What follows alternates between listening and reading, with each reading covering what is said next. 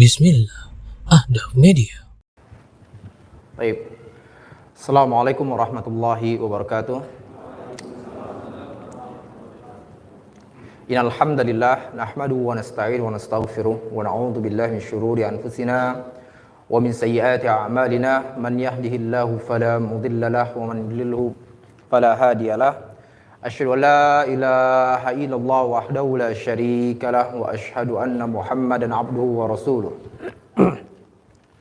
Allahumma salli wa sallim ala nabiyyina Muhammadin wa ala alihi wa sahbihi wa man tabi'ahum bi ihsanin ila yaumiddin. Amma ba'd. Baik, ikhwatal iman rahmati Allah Subhanahu wa taala. Insyaallah ya, pada pertemuan kedua dan 4, berarti hari Sabtu ya. Hari Sabtu kita pembahasannya adalah mengenai teladan para sahabat Rasulullah sallallahu alaihi wasallam. Adapun pekan 1 dan 3 yaitu hari Jumatnya yaitu Kitabul Jami'. Nah, tadi masih ada yang bawa buku nanyain. Nah, ya. Jadi insyaallah untuk 1 dan 3 baru Kitabul Jami'. Baik, ikhwatal iman rahmati Allah Subhanahu wa taala. Setelah pertemuan yang lalu banget berarti Pak ya. Setelah pertemuan yang lalu, kita sudah membahas mengenai keutamaan dan kedudukan para sahabat Rasulullah sallallahu alaihi wasallam yang begitu tinggi, dan bahwasanya jejak kehidupan mereka ini akan membimbing kita menuju surga Allah Subhanahu wa taala. Dan hal tersebut telah Allah katakan di dalam firman-Nya, "Was-sabiqunal awwaluna minal muhajirin wal ansar walladzina tabauhum bi ihsan." Dan as-sabiqunal awwalun, yaitu orang-orang yang pertama kali masuk ke dalam agama Islam, baik dari kalangan muhajirin dan ansar, walladzina tabauhum bi ihsan, dan juga orang-orang yang mengikuti jejak mereka dalam kebaikan, dalam ketaatan kepada Allah Subhanahu wa taala, radhiyallahu anhum wa radu'an. Maka Allah ridha kepada mereka dan mereka pun ridha kepada Allah Subhanahu wa taala.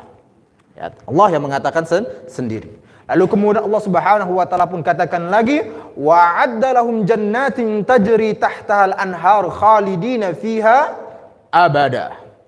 Lalu kemudian Allah Subhanahu wa taala siapkan untuk mereka surga-surga yang begitu indah, yang mengalir di bawahnya sungai-sungai yang begitu indah pula. Mereka selamanya di dalam surga tersebut dengan kenikmatan-kenikmatan yang ada di dalamnya. Wa dzalikal fawzul azim, dan itulah kemenangan yang besar. Nah, tadi kita dapatkan dalam ayat ini ya, diberikan penjelasan bahwasanya sesuatu yang membimbing kita menuju surga Allah Subhanahu wa taala adalah apa? Meneladani jejak para sahabat Rasulullah sallallahu alaihi wasallam. Maka layak bagi kita semua, wajib bagi kita semua untuk mengetahui sejarah kehidupan para sahabat, ya, sehingga kita pun bisa meneladani mereka dalam kebaikan dan juga ketaatan. Dan sekarang pada pertemuan ini kita akan membahas orang yang paling terbaik pada umat ini setelah Nabi Muhammad sallallahu alaihi wasallam, yaitu siapa? Abu Bakar radhiyallahu anhu. Nah, kita tahu ya, sahabat adalah orang-orang yang paling mulia, generasi yang paling mulia, sebagaimana dikatakan oleh Rasulullah sallallahu alaihi wasallam, khairun nasi qarni tsumma alladziina yalunahum tsumma alladziina yalunahum. Sebaik-baiknya generasi, sebaik-baiknya manusia adalah di generasiku ini, yaitu para sahabat. Tsumma alladziina yalunahum, kemudian orang-orang setelahnya itu tabi'un, tsumma alladziina yalunahum, kemudian orang-orang setelahnya itu tabi'in. Tapi kita katakan ada orang yang paling terbaik di antara generasi yang paling terbaik tersebut. Yaitu siapa? Tadi Abu Bakar radhiyallahu anhu. Dan hal ini ya telah dikatakan oleh Ibnu Umar radhiyallahu anhuma, ya, anaknya Umar bin Khattab radhiyallahu anhu. Apa kata Ibnu Umar radhiyallahu anhuma? Beliau mengatakan, kunna nukhairu bainan nas fi zamanin Nabi sallallahu alaihi wasallam. Kami dulu para sahabat ya menilai siapa di antara manusia, yaitu di antara para sahabat ini, orang yang paling terbaik di antara mereka di zaman Nabi Muhammad sallallahu alaihi wasallam. fanukhairu Abu Bakrin. Maka kami tetapkan, kami nilai bahwasanya orang yang paling terbaik pada zaman tersebut adalah Abu Bakar. Thumma Umar bin Khattab. Lalu kemudian Umar bin Khattab. Thumma Utsman bin Affan radhiyallahu anhum. Lalu kemudian Utsman bin Affan radhiyallahu anhum. Lihat Pak, ya, ini adalah penilaian ya dari para sahabat. Ya, menunjukkan betapa tingginya, betapa mulianya kedudukan Abu Bakar Siddiq radhiyallahu anhu bahkan di hadapan orang-orang yang paling mulia tersebut. Ya. Lihat, kedudukan Abu Bakar yang mulia yang bahkan lebih baik dan dianggap lebih utama di hadapan orang-orang yang paling mulia. Dan penilaian dari para sahabat bukanlah penilaian yang subjektivitas, bukan. Ya. Bukan dibangun di atas klannya, ya, kabilahnya, atau dibangun di atas fanatisme, dibangun atas kelompoknya, atau karena tetangganya, ya, dan lain sebagainya, bukan. Ya, enggak. Tetapi dibangun di atas suatu kebenaran, di atas suatu persaksian yang mereka lihat sendiri dalam kehidupan mereka. Secara zahirnya mereka dapatkan bahwasanya orang yang paling terbaik di antara mereka siapa? Abu Bakar. Itu yang pertama. Lalu kemudian yang kedua dikuatkan pula, ya, dengan dalil-dalil yang berdasarkan pada firman Allah Subhanahu wa taala dan sunnah Rasulullah sallallahu alaihi wasallam. Maka mereka tetapkan tadi, ya, bahwasanya Abu Bakar adalah orang yang paling terbaik di antara mereka. Apa ya? Jelas? Berbeda dengan kita sekarang ini, ya, berbeda dengan orang-orang yang kita persaksikan. Kalau dulu para sahabat jelas, ya tadi kita katakan jelas mereka melihat tindakan Abu Bakar secara zahirnya. Lalu kemudian apa yang ada di dalam hati Abu Bakar, ya, apa yang ada dalam hatinya, dan kalaupun dia sendiri itu Allah dan Rasulnya sudah mempersaksikannya. Nah, kalau orang-orang sekarang mungkin kita menganggapnya Masya Allah, ini orang ini baik banget, ya, secara zahirnya, secara tampilannya, Masya Allah, ini orang soleh di antara kita, ya, di antara kita semua. Namun kita gak tahu apa yang ada di dalam hatinya. Gak tahu kalau seandainya dia sedang sendiri, tidak di hadapan manusia. Begitu banyak dosa dan aib yang dia miliki. Tapi tadi kita katakan tidak berlaku pada Abu Bakar. Karena Allah yang selalu melihatnya, melihat apa yang ada di hatinya, melihat secara zahirnya telah mempersaksikan hal tersebut. Baik. Nah, ikhwatal iman rahmati Allah Subhanahu wa taala, berkenaan dengan nasab Abu Bakar ataupun nama Abu Bakar, ya, kita selalu manggilnya Abu Bakar. Nah, lalu kalau sekarang saya bertanya kepada antum siapa nama Abu Bakar? Ya udah Abu Bakar. Ya, seperti itu aja Pak ya. Seperti itu aja, kita nggak tahu. Nah, sementara kalau kita nanyain nama artis, tahu semua ini semuanya, ya. Tapi kita tadi, ini orang yang paling utama pada umat ini setelah Rasulullah SAW. Ketika tadi saya tanyakan kepada antum, siapa nama Abu Bakar? Abu Bakar. Nama aslinya siapa? Ya udah taunya Abu Bakar. Nah ini, ya, ini fitnah di antara kita, menunjukkan bahwasanya, ya, kecintaan kita kepada para sahabat, keingintahuan kita kepada para sahabat ini sedikit sekali, ya, sedikit sekali. Sementara keingintahuan kita terhadap orang-orang kafir itu, kalau misalnya contoh Cristiano Ronaldo, itu semua dia tahu apa Cristiano Ronaldo, apa nama ininya, kemudian hobinya apa dan sebagainya, tahu semuanya. Ya? Tahu. Karena apa? Dia mengidolakan orang-orang seperti itu. Sementara Abu Bakar Nah, adapun nama Abu Bakar aslinya adalah Abdullah. Ya, nama aslinya adalah Abdullah bin Abi Quhafah. Abi Quhafah nama ayahnya, gelar ayahnya. Nama gelar ayahnya aslinya adalah Utsman. Jadi Abdullah bin Utsman bin Amir ya bin Amr At-Taimi Al-Quraisy. Ya. Ini Abu Bakar. Ini Abu Bakar. Dan beliau dilahirkan kapan, Pak? Kapan? Tadi kalau Cristiano Ronaldo tahu tanggal lahirnya berapa, umurnya berapa sekarang ini? Dan waktu lagi keren-kerennya umur berapa tahu. Sekarang Abu Bakar kapan lahirnya? Ya, 2 tahun 6 bulan setelah tahun gajah. Ingat, kita sudah menjelaskan pada pertemuan yang lalu bahwasanya tahun gajah ini dijadikan patokan oleh para ulama atau bahkan orang-orang kafir Quraisy pada waktu itu untuk menetapkan tahun kelahiran mereka. Karena apa? Karena tahun gajah ini merupakan peristiwa yang sangat besar yang mengangkat derajat orang-orang kafir Quraisy, orang-orang Quraisy pada waktu itu di hadapan kabilah-kabilah Arab lainnya. Maka tadi ya ditentukan selalu Rasulullah SAW lahir 50 hari setelah kejadian apa? Kejadian peristiwa gajah. Begitupun tadi Abu Bakar 2 tahun 6 bulan setelah tahun gajah. Itulah kelahirannya. Adapun ciri fisiknya, ya, adapun ciri fisik Abu Bakar radhiyallahu anhu, ya, bukan orang-orang yang berotot, bukan. Ciri fisik Abu Bakar orangnya kurus, ya. Makanya ini hebat banget. Orangnya kurus, ya, kemudian putih. Bahkan karena kurusnya itu jidatnya kelihatan banget, pipinya begitu apa namanya? Ya, tajam lah gitu ya, Pak ya, seperti itu.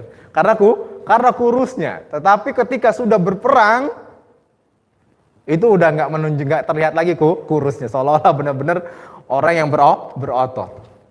Ya, seolah-olah orang-orang yang berotot. Kenapa? Karena keimanannya tentunya.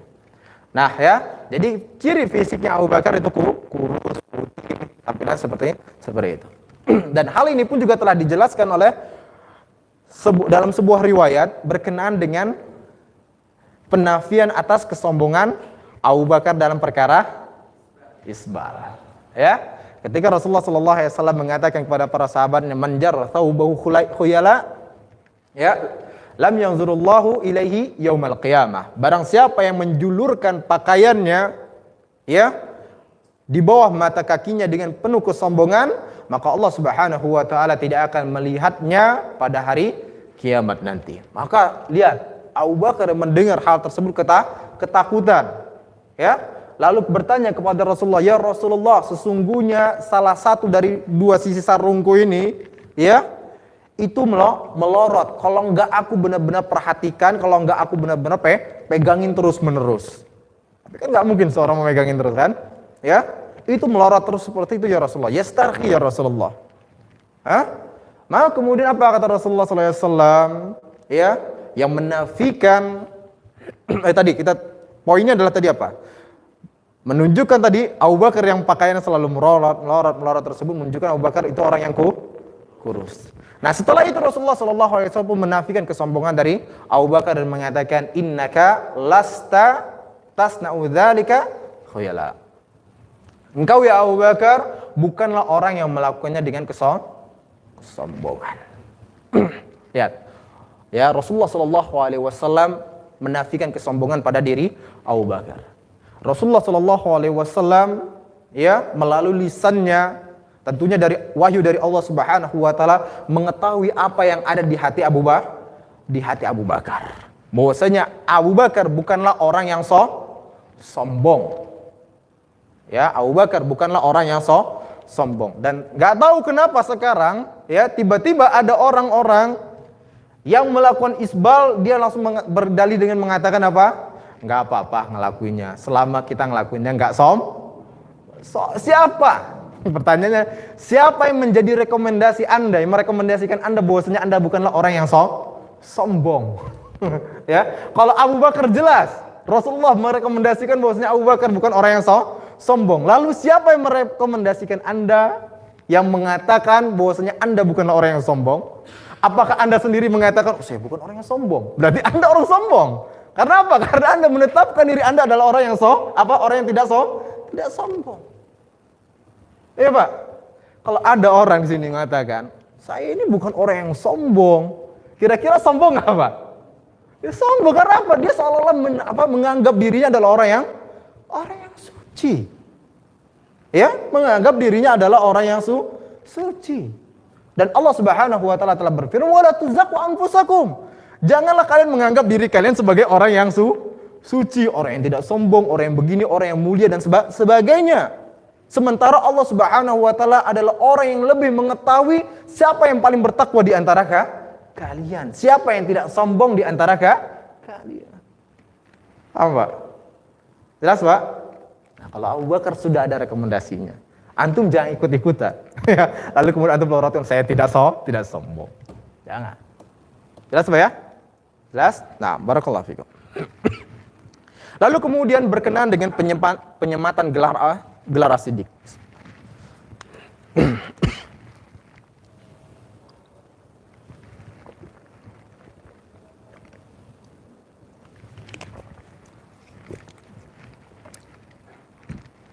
Ya, berkenaan dengan gelar as-siddiq.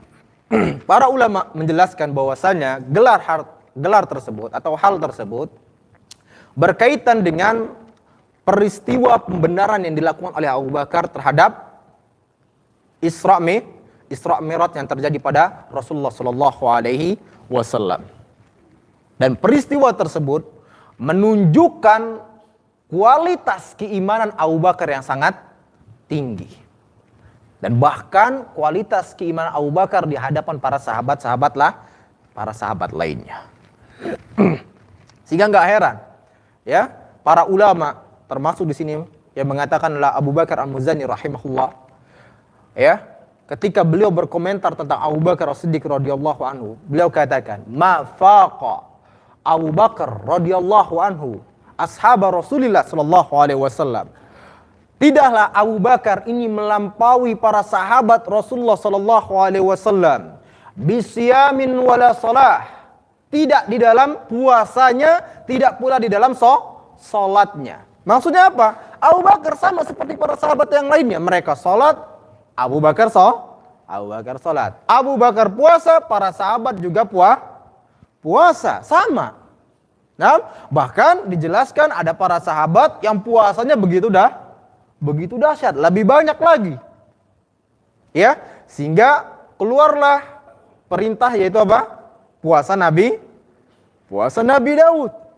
Kenapa? Karena ada salah seorang sahabat mengatakan, "Ya Rasulullah, saya sudah puasa ini, kayaknya kurang ya Rasulullah." Diajarin oleh Rasulullah puasa ini, puasa sunnah ini, puasa sunnah ini. Kata dia merasa, "Iya Rasulullah, saya mampu untuk mengerjakannya." Akhirnya sampai kepada puasa Nabi Daud. Menunjukkan apa? Ada sahabat yang puasanya begitu dahsyat. Tetapi tadi dikatakan, ya, ma faqa Abu Bakar radhiyallahu anhu ashab Rasulullah sallallahu alaihi wasallam bisaumin wala shalah. Abu Bakar tidak melampaui para sahabat Rasulullah sallallahu alaihi wasallam dikarenakan hanya karena salatnya saja atau puasanya saja, bukan. Sama aja mereka semuanya. Karena apa? Karena para sahabat radhiyallahu anhum adalah orang yang sangat bersegera dalam kebaikan. Saya sudah mengatakan, ya, dulu bagaimana para ulama mengatakan, ya, dahulu manusia itu pada zaman para sahabat atas nama sunnah Pak, ya, atas nama sunnah mereka bersegera mengerjakannya. Sunnah apapun itu yang diajarkan oleh Rasulullah, apakah itu wajib, apakah itu sunnah beneran, yang penting itu diajarkan oleh Rasulullah dan itu ada sunnah Rasulullah. Bahkan perkara yang mubahnya mereka ikuti. Ya, atas nama sunnah mereka bersegera mengerjakannya. Nah, orang-orang sekarang atas nama sunnah pula, apa? Mereka meninggalkan. Ya, sunnah. Ya, bukan yang wajib. Ya, bukan yang wajib. Nah, tadi para sahabat adalah orang yang sangat bersegera dalam kebaikan. Ya. Tapi apa kata Abu Bakar Al-Muzani rahimahullah? Ya. Abu Bakar tidak melampaui para sahabat pada hal-hal tersebut. Sama aja mereka semuanya. Walakin bisyai'in ya makana fi qalbi. Akan tetapi Abu Bakar melampaui para sahabat yang lainnya, yaitu dengan sesuatu yang bertengger di dalam hatinya, yaitu keimanan kepada Allah dan Rasulnya yang begitu kuat. Jelas, Pak? Dan hal tersebut bisa dibuktikan, ya, bisa dibuktikan pada peristiwa Isra dan Mi'raj yang membawa Abu Bakar kepada gelar As-Siddiq yang merupakan wahyu dari Allah Subhanahu wa taala. Ingat, jadi As-Siddiq bukan hanya sekedar panggilan orang-orang kepada Abu Bakar, seperti misalnya panggilan antum kepada yang lainnya, bukan. Ya, tetapi As-Siddiq itu benar-benar wahyu dari Allah Subhanahu wa taala, baik nanti berdasarkan firman Allah ataupun dari sunnah Rasulullah sallallahu alaihi wasallam. Nah, berkenaan dengan peristiwa Isra dan Mi'raj. Ya, berkenaan dengan peristiwa Isra dan Mi'raj. Aisyah radhiyallahu anha menceritakan bahwasanya ketika Nabi Muhammad sallallahu alaihi wasallam diperjalankan ke Masjidil Aqsa, maka pada waktu itu orang-orang pun mulai membicarakan Rasulullah sallallahu alaihi wasallam. Bahkan sebagian orang-orang yang tadinya telah beriman menjadi orang murtad pada waktu itu. Sehingga setelah itu mereka pun mendatangi Abu Bakar As-Siddiq. Mereka berkata dan bertanya kepada Abu Bakar, "Wahai Abu Bakar, apakah engkau sudah mengetahui bahwasanya temanmu yaitu Muhammad itu telah mengaku-ngaku bahwasanya dia melakukan perjalanan ke Masjidil Aqsa dalam satu malam pada waktu itu?" Maka Abu Bakar bertanya kepada mereka, "Qala dzalika?" Apakah benar Nabi Muhammad itu berkata seperti itu? Maka mereka pun menjawab, "Iya." Maka Abu Bakar pun mengatakan, "Lau kana qala dzalika laqad sadaka." Kalau seandainya memang Nabi Muhammad sallallahu alaihi wasallam berkata yang demikian, maka pastilah itu adalah perkataan yang benar. Maka kemudian orang-orang tadi merasa heran kepada Abu Bakar. "Ya Abu Bakar, apakah engkau benar-benar mempercayai bahwasanya Muhammad telah melakukan perjalanan ke Masjidil Aqsa dalam waktu satu malam, kemudian pagi harinya sudah sampai ke sini lagi?" Maka kemudian lihat jawaban Abu Bakar yang membuat mereka semua terdiam pada waktu itu. Apa kata Abu Bakar? "Na'am, benar. La inni la usaddiqu fima huwa abadu min dzalik." Sungguh aku mempercayai Rasulullah sallallahu alaihi wasallam bahkan yang lebih jauh dari itu, yang lebih aneh dan tidak masuk akal di pikiran kalian. Apa kata beliau? Ya. Wa usaddiquhu bi khabaris sama. Aku benar-benar mempercayai Nabi Muhammad sallallahu alaihi wasallam dengan kabar yang ada di langit, wahyu langit. Ya. Yang pada waktu turun baik di waktu pagi maupun di waktu petang. Terus menerus. Pak, kalau tadi perjalanannya hanya sekedar ke Masjidil Aqsa. Sementara perjalanan ke langit dunia. Mana yang lebih jauh? Mana yang lebih jauh? Dan itu dari langit ke-7. Ya. Bagaimana Jibril tadi? Bagaimana Jibril melakukan perjalanan membawa firman Allah Subhanahu wa taala, di pagi hari datang kepada Rasulullah, akhirnya balik lagi ke langit, tiba-tiba sore hari datang lagi kepada Rasulullah. Saya mempercayai hal tersebut, apalagi hanya sekedar berpindah atau melakukan perjalanan dari satu tempat ke tempat yang lainnya yang masih ada di dunia ini. Maka kemudian hal tersebut pun membuat diam mereka yang mulai tadi mencibir dan menghina Rasulullah sallallahu alaihi wasallam, dan bahkan membuat yakin kembali orang-orang yang tadinya mulai ragu kepada Rasulullah sallallahu alaihi wasallam. Maka kemudian Aisyah pun mengatakan, dikarenakan hal tersebut summiya Abu Bakar As-Siddiq. Ya, maka dikatakan peristiwa tersebut Abu Bakar pun digelari dengan As-Siddiq, yaitu orang yang membenarkan peristiwa tersebut. Ya, soalnya. Nah, ini. Lalu kemudian juga, ya, lihat bagaimana Allah Subhanahu wa taala tadi saya katakan, Allah Subhanahu wa taala berfirman yang langsung memberikan gelar kepada Abu Bakar itu dengan As-Siddiq. Ya, sebagaimana firman-Nya dalam surah Az-Zumar ayat 33, "Walladzi jaa'a bis-sidqi wa saddaqa bihi." Lihat ya, "Walladzi jaa'a bis-sidqi wa saddaqa bihi." Dan orang yang membawa kebenaran, wa saddaqa bihi, dan orang yang membenarkannya, ulaika humul muttaqun. Maka mereka itulah orang-orang yang bertakwa. Nah, dijelaskan oleh para ulama bahwasanya kata alladzi jaa'a bis-sidqi, yaitu orang yang membawa kebenaran, yaitu siapa? Nabi Muhammad sallallahu alaihi wasallam. Wa saddaqa bihi, dan orang yang membenarkan siapa? Abu Bakar. Lihat di sini dengan menggunakan wa saddaqa bihi. Ya, dan orang yang membenarkannya. Langsung Allah Subhanahu wa taala yang berfirman seperti itu. Jadi Pak, tadi saya katakan gelar As-Siddiq bukan hanya sekedar gelar-gelar yang diucapkan oleh orang-orang Quraisy kepada siapa? Kepada Abu Bakar. Akan tetapi ini adalah wahyu dari Allah Subhanahu wa taala yang disampaikan melalui lisan Rasulullah sallallahu alaihi wasallam. Dan bahkan ya disebutkan dalam sebuah riwayat ketika itu ketika Rasulullah sallallahu alaihi wasallam di atas Uhud, ya di atas Uhud, kemudian pada waktu itu gunung Uhud pun bergoncang, bergetar. Maka kemudian Rasulullah pun mengatakan, "Uthbut Uhud." Ya, atau dalam riwayat yang lain, ihda ya Uhud. Tenanglah wahai Uhud. Fama 'alaika illa nabiyyun aw siddiqun aw syahid. Sesungguhnya di atasmu, tenanglah wahai Uhud, sesungguhnya di atasmu tidak lain hanyalah seorang nabi, seorang siddiq, dan juga syahid. Dan di situ ada siapa? Ada Rasulullah, ada Abu Bakar, ada Umar, ada Utsman, ada Ali bin Abi Thalib, Talha, Sa'ad bin Abi Waqqas. Dan Rasulullah jelas Rasulullah. Siddiq adalah Abu Bakar, dan orang-orang yang saya sebutkan tadi semuanya mereka meninggal dalam keadaan syahid semuanya. Abu Bakar bin Khattab syahid, Utsman Affan syahid, Ali bin Abi Thalib syahid, Talha bin Ubaidillah syahid, semua. Lihat bagaimana Rasulullah SAW menyematkan kata Siddiq kepada Abu Bakar. Karena kita tahu bahwasanya cuma Abu Bakar pada waktu itu yang tidak syahid, dan beliau adalah Siddiq. Tingkatan Siddiq tentunya di atas orang-orang yang syahid. Jelas Pak ya? Jelas? Barakallahu fikum.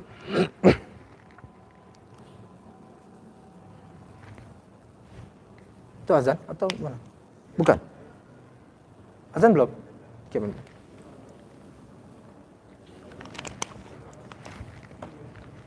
Nah, ikhwatal iman rahmati Allah Subhanahu wa taala. Di sini Abu Bakar memberikan pelajaran kepada kita semua.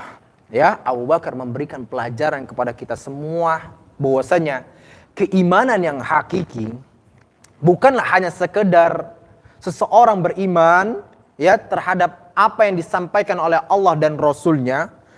Ya, dia beriman terhadap apa yang disampaikan oleh Allah dan Rasul-Nya setelah dia mentelaah dengan otaknya dan juga akal pikirannya, ataupun setelah dia mendapatkan hikmah-hikmah yang ada di dalamnya. Bukan seperti itu, bukan. Ataupun kalau seandainya ternyata apa yang disampaikan Allah dan Rasul-Nya ternyata tidak sesuai dengan logikanya, lalu kemudian dia menolaknya. Bukan seperti itu keimanan yang sebenarnya. Akan tetapi keimanan yang sebenarnya ketika Allah dan Rasul-Nya menyampaikan sesuatu, maka kemudian pada waktu itu dia pun langsung membenarkannya, walaupun terkadang dia tidak mengetahui hikmah-hikmah yang ada di dalamnya. Jelas Pak ya? Kalau orang-orang sekarang kan enggak. Ya Pak ya? Enggak mau berinfak kalau enggak apa Pak? Dijelasin dulu. Bahwasanya infak tersebut kalau seorang berinfak ya, bahwasanya nanti akan diganti 700 kali lipat. Ya. Kalau misalnya seorang berinfak, dia nggak bakal miskin. Ya. Kalau nanti seorang berinfak, nanti akan datang kekayaan kepada dia lagi. Akhirnya baru nginfak, ya, baru berinfak, ya, baru berinfak. Akhirnya terjadilah seperti apa yang terjadi yang viral, ya, ketika ada dai mengatakan, ayo infak begini gini. Akhirnya infaknya dengan siapa? Dengan dai tersebut. Ternyata diselewengkan, suri itu kan. Dan itu banyak terjadi, Pak, ya. Dan itu banyak terjadi. Nah, orang-orang yang beriman tadi langsung mereka, Allah dan Rasulnya menyampaikan hal tersebut, langsung dia laksanakan. Walaupun tadi kita katakan dia terkadang tidak mengetahui hikmah yang ada di dalamnya. Misalnya sholat, orang-orang sekarang ini kayak gitu. Ketika mau sholat, cari tahu dulu hikmahnya. Oh, apa? Ternyata sholat itu bisa memberikan kesehatan. Karena apa? Di Swedia sudah ada penelitiannya. Nah, baru kemudian mengerjakan sholat. Ya. Seperti itu. Habis? Taib, fadal, ada azan dulu. Taib, kita lanjutkan kembali. Nah, tadi Abu Bakar As-Siddiq radhiyallahu anhu telah memberikan pengajaran kepada kita semua tentang keimanan yang hakiki terhadap firman Allah Subhanahu wa taala dan apa yang diucapkan oleh Rasulullah sallallahu alaihi wasallam. Dan lihat bagaimana para ulama pun menjelaskan, ya, mengenai konsekuensi bagi orang-orang yang bersyahadat terhadap Rasulullah sallallahu alaihi wasallam.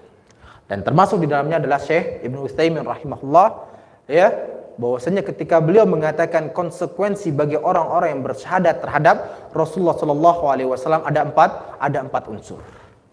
Yang pertama apa kata beliau? Yang pertama adalah ta'atuhu fima amar. Mentaati apa yang diperintahkan oleh Rasulullah sallallahu alaihi wasallam. Langsung. Ya, langsung. Ketika Rasulullah sallallahu alaihi wasallam memerintahkan untuk salat seperti ini, kerjakan. Ya, fastabiqul khairah, bersegera dalam kebaikan. Badiru bil a'mali fitanan. Ya, kaqita'il lail muslim. Bersegeralah kalian dalam beramal soleh sebelum datangnya sebuah fitnah, itu bagaikan potongan malam yang begitu gelap. Bersegera dalam beramal. Nah, bersegera dalam beramal. Jadi apa yang diperintahkan oleh Rasulullah SAW tanpa tadi ini itu cari dulu hikmahnya dan sebagainya. Ternyata nggak dapat hikmahnya, baru kemudian nggak dikerjakan. Enggak seperti itu. Apapun yang diperintahkan oleh Rasulullah SAW kerjakan. Tadi ternyata Rasulullah SAW memerintahkan kepada kita, ya, misalnya untuk berpuasa, sholat, bersedekah dan lain sebagainya, langsung kerjakan. Ya, langsung kerjakan. Jelas ya? Itu yang pertama. Ta'atuhu fima amar. Mentaati apa yang diperintahkan oleh Rasulullah SAW. Lalu kemudian yang kedua, tasdiquhu fima akhbar. Nah ini, membenarkan apa yang dikabarkan oleh Rasulullah SAW. Baik itu perkara yang bisa dipandang oleh mata, yang secara zahirnya, ataupun pada perkara-perkara yang gaib. Ketika Rasulullah SAW menyampaikan hal tersebut, percayai, jadikan diri kita sebagai as-siddiq tadi. Ya, jadikan diri kita, walaupun mungkin belum sampai kepada derajat as-siddiq, berusaha untuk menggapai jalan as-siddiq. Itu apa, Pak? Membenarkan langsung apa yang dikatakan oleh Rasulullah SAW, baik perkara yang zahir maupun perkara yang gaib. Ini kan enggak manusia, ya? Hampir sama aja kayak orang-orang dulu, ya. Lihat ketika Rasulullah SAW mengatakan tentang peristiwa Isra dan Mi'raj, Abu Bakar membenarkannya secara langsung. Dan sekarang Rasulullah SAW menyebutkan dalam hadis-hadisnya bahwa Allah Subhanahu wa taala beristiwa di atas arsy-Nya. Lalu kemudian ngapain kita harus mikir gini, gitu dan sebagainya, mencari akal-akalan, lalu kemudian tolak hadis tersebut. Tolak ayat-ayat Allah Subhanahu wa taala yang menjelaskan bahwasanya Allah beristiwa di atas arsy-Nya. Rasulullah SAW mengabarkan bahwasanya Allah Subhanahu wa taala turun ke langit dunia di sepertiga malam. Lalu kemudian ada orang-orang mengatakan, untuk membantah hadis tersebut, ya, membantah hadis tersebut, membantah bahwasanya Allah Subhanahu wa taala turun ke langit dunia di sepertiga malam, mereka cari akal-akalan, ya. Akal-akalan. Logikanya, kalau di sini sepertiga malam, bukankah di sana terang? Lalu nanti sepertiga malam, nanti di sana pertanyaan sepertiga malam, apakah Allah bolak-balik? Kata mereka. Lihat. Ya? Mereka seolah-olah melogikan dengan akal pikiran mereka. Sementara hal itu begitu mudah bagi Allah Subhanahu wa taala. Lihat ya. Maka kita tadi tasdiquhu fima akhbar. Membenarkan apa yang dikabarkan oleh Rasulullah sallallahu alaihi wasallam, baik itu perkara yang kasat mata ataupun perkara yang gaib. Lalu kemudian yang ketiga, ya, ijtinabu ma naha anhu wa jazar. Menjauhi apa yang dilarang oleh Rasulullah sallallahu alaihi wasallam. Contohnya gimana? Pada perkara isbal tadi, berapa banyak dalil yang menjelaskan dari lisan Rasulullah sallallahu alaihi wasallam akan terlarangnya isbal. Lalu kemudian ada orang yang berusaha untuk menyanggah perkara isbal tersebut, ya, untuk memperbolehkan perkara isbal tersebut dengan hanya satu hadis tadi, yaitu hadis Abu Bakar yang mengatakan bahwasanya Abu Bakar tidak melaksanakan dengan kesombongan. Ya? Padahal tadi kita hujahnya Abu Bakar sudah dapat rekomendasi dari Rasulullah atas ketidaksombongan. Lalu siapa yang merekomendasikan kita bahwasanya kita bukanlah orang yang sombong? Sementara Imam Ibnu Hajar Al-Asqalani rahimahullah menjelaskan, cukuplah bagi orang-orang yang melakukan isbal itu dengan sengaja, itu telah mempertontonkan kesombongannya. Karena apa? Karena dia telah menentang hadis-hadis Rasulullah sallallahu alaihi wasallam. Baik, Pak. Jadi ketika Rasul udah banyak, apa susahnya gitu ya? Apa susahnya hanya sekedar mengangkat celananya sedikit sebatas mata kakinya. Itu mengamalkan sunnah Rasulullah sallallahu alaihi wasallam, tapi kemudian ditentang sana, ditentang sini dan lain sebagainya. Ya, Pak? Kalaupun itu adalah perkara misalnya dianggap boleh-boleh saja, ya. Boleh-boleh saja, Pak. Tetapi ternyata orang-orang yang mengatakan boleh saja isbal, tetap mereka meyakini bahwasanya kalau seandainya celana itu diangkat di atas mata kakinya, itu sunnah hukumnya. Tahu mereka semuanya. Ya, tahu. Gak ada kok di antara mereka mengatakan bahwasanya diangkat celananya itu di atas mata kaki itu biasa-biasa aja. Enggak, tahu mereka semua bahwasanya itu mendapatkan pahala dari Allah Subhanahu wa taala. Lalu kenapa enggak segera dilakukan? Enggak so ya? Nah, itu yang ketiga. Lalu kemudian yang keempat, kata Syekh Ibnu Utsaimin rahimahullah, wa an la ya'budallaha illa bima syara. Tidaklah seseorang beribadah kepada Allah Subhanahu wa taala kecuali sesuai dengan apa yang disyariatkan oleh Allah Subhanahu wa taala melalui lisan Rasulullah sallallahu alaihi wasallam. Dan kita katakan 4 hal tadi yang dijelaskan oleh para ulama semuanya dikerjakan oleh siapa? Abu Bakar As-Siddiq radhiyallahu anhu. Baik, sampai sini aja ya. Ada pertanyaan gimana? Moderatornya siapa? Enggak ada moderatornya. Ada pertanyaan enggak, Pak? Nah.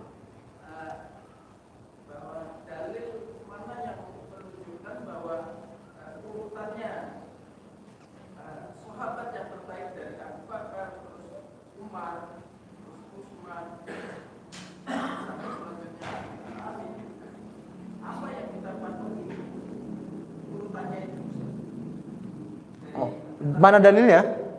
Tadi sudah saya sebutkan ya. Di awal-awal bagaimana Abdullah bin Umar radhiyallahu anhu mengatakan, ya kunna nukhairu bainan nas fi zamanin Nabi sallallahu alaihi wasallam. Kami para sahabat, kata beliau, kami para sahabat menilai di antara manusia siapa yang paling terbaik di zaman Rasulullah sallallahu alaihi wasallam. Lalu kemudian mereka pun mengatakan fa nukhairu Abu Bakar. Maka kami menetapkan bahwasanya Abu Bakar adalah orang yang paling terbaik di antara manusia. Lalu kemudian Umar Al-Khattab radhiyallahu anhu. Lalu kemudian siapa? Utsman bin Affan, ya, dan lain sebagainya. Lalu kemudian mana lagi hadis-hadisnya? Banyak banget, ya. hadis-hadis contoh perintah Rasulullah SAW ya, yang mengatakan wajib bagi kalian mengikuti sunnahku, dan juga sunnah siapa?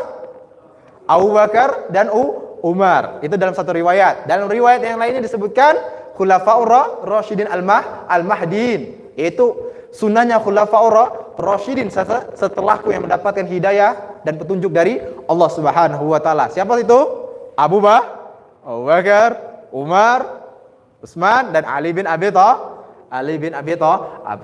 Dan saya ingin membawakan hadis yang lainnya, tetapi nanti itu akan menjadi cerita kita insyaallah pada pertemuan yang akan datang. Bagaimana nanti Abu Bakar, ya, ini kedudukan mereka tersusun tadi seperti tadi. Ada Abu Bakar, Umar, kemudian Utsman bin Affan radhiyallahu anhu jami'an.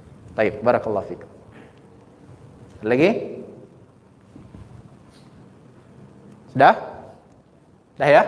Baik, ikhwatal iman rahmati Allah Subhanahu wa taala. Semoga apa yang kita pelajari hari ini ya, ini menjadi pelajaran bagi kita semua, dapat meningkatkan keimanan kita ya, dan bahwasanya pada kisah-kisah orang-orang yang terdahulu, pada kisah orang-orang yang bertakwa, itu benar-benar menjadi pelajaran dan pendidikan bagi kita semua, yang membuat kita pun semangat dalam beribadah dan termotivasi untuk melakukan kebaikan dan ketaatan dan mengikuti jejak-jejak kebaikan mereka. Taib, itu aja. Mari kita tutup dan baca doa kafaratul majlis. Sekian. Assalamualaikum warahmatullahi wabarakatuh.